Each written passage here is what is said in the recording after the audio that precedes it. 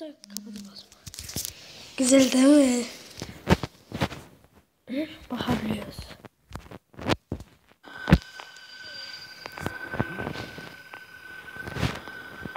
Sen.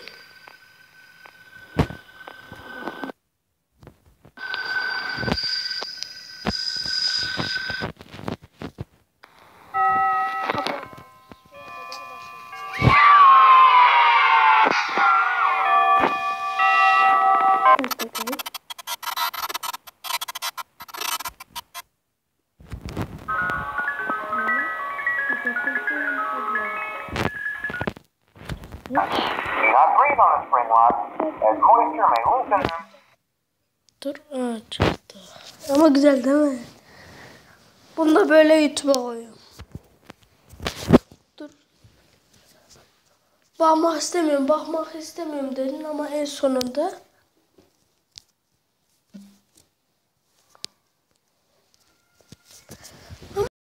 onu anlamıyorum.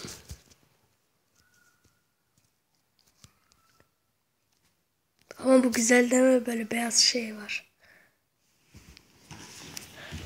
Sen beğendin mi bunu işte? YouTube işte böyle bir şey. Yapacaksın. YouTube muymuş? Hayır, video şey ama. YouTube video direkt. İşte. Tam mesela göstermesen de. Böyle işte sesini duyuyorlar. Bir de yüzünü de öyle görelim.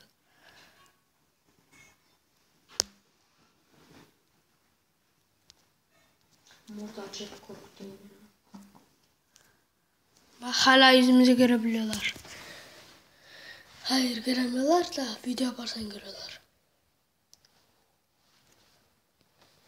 Keşke böyle deseydik bilerek ablamın ikizi olmuş.